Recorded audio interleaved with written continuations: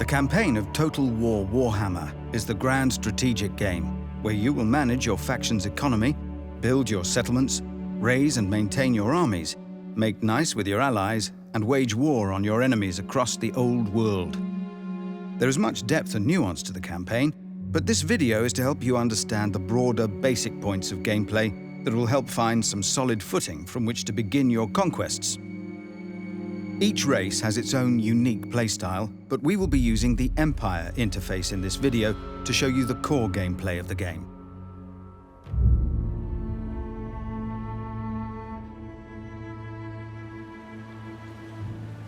Provinces contain settlements, which are managed from this panel.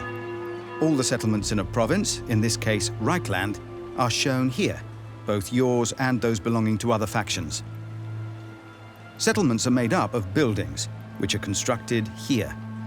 You can view the building browser, a comprehensive tree of possible construction paths, here. Buildings can provide income, recruitment, and growth, whilst also affecting public order and reducing corruption. More building slots are unlocked as you upgrade the main settlement building, which is in turn upgraded by population surplus, which is gained as province population grows. Growth is increased by buildings and is key to developing your faction. Settlements are automatically taxed, unless you disable it, which provides income for your faction. Public order, or obedience, is how under control your population is, ranging from 100 to -100. It is important to maintain your public order. If it reaches -100, a rebellion will be triggered. Corruption is caused by the nearby presence of vampire or chaos forces. If it is too high, it will affect public order and alter the landscape. Once you own all the settlements in a province, commandments can be issued, which provide various province-wide bonuses.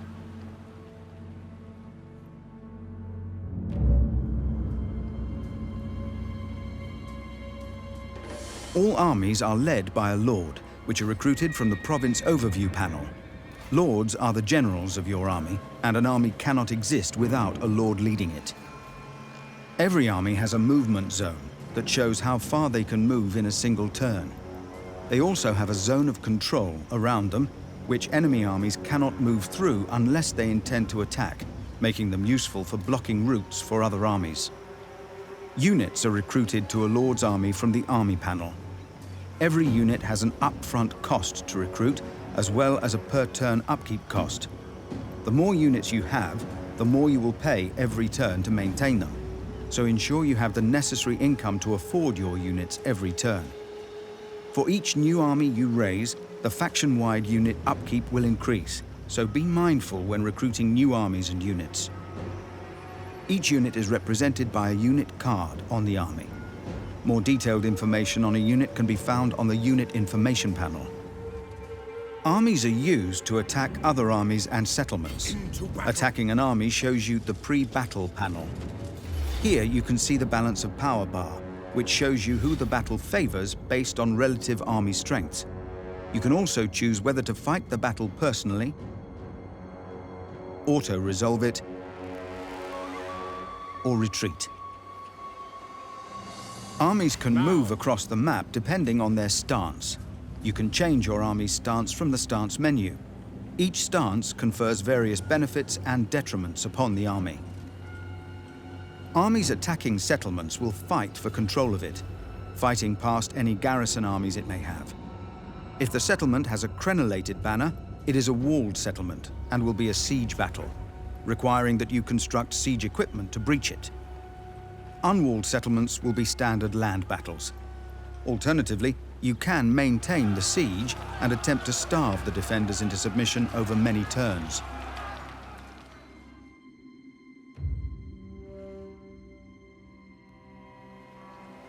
The bar at the top of the campaign HUD shows you the most important information about your treasury. You can see your current treasury here, and your expected income in the next turn here. Your income is based on many factors: trade, settlements owned, unit upkeep, and general spending. You can see a more detailed breakdown of your incoming and outgoing expenditure here. You must ensure you keep your incoming funds higher than your outgoings. Otherwise, you will begin to lose money and you will go bankrupt. Bankruptcy is devastating. Your forces will begin to desert, and public order will plummet across your faction. The most effective way of reducing your outgoing costs is by disbanding units, removing their per-turn upkeep cost, and returning that money to your faction.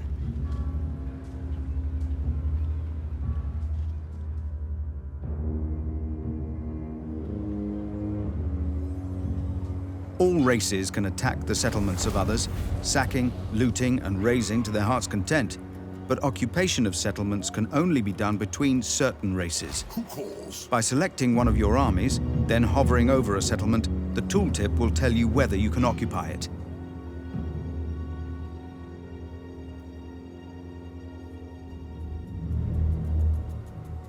Heroes can roam the campaign map alone, taking action against enemy settlements, heroes, lords, and armies. They can also be deployed in your own provinces to provide benefits where they are stationed, as well as passively fighting or spreading corruption. They can also be embedded into your armies, where they become powerful warriors on the battlefield.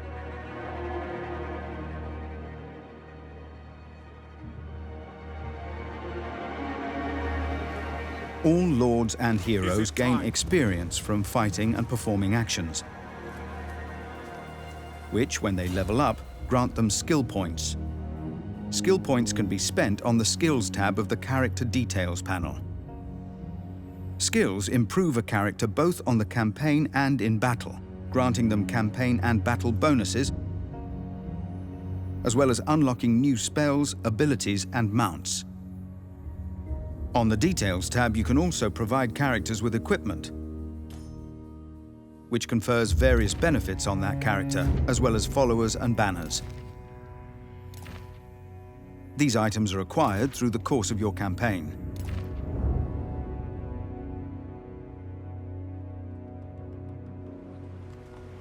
This is where you engage in negotiations with other factions, brokering alliances, trade agreements, and declaring war.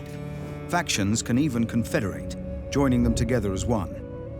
When you initiate diplomacy with another faction, you can see their attitude towards you here. This list will show you what options are available to you. The color next to the scroll denotes how likely it is they will accept the offer.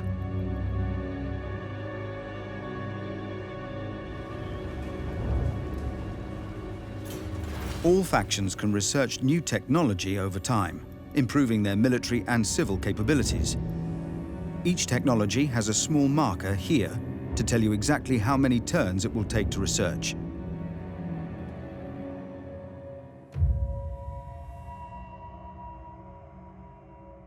These menus can be used to see brief statistical breakdowns of your settlements and forces, as well as seeing what events have affected your faction each turn.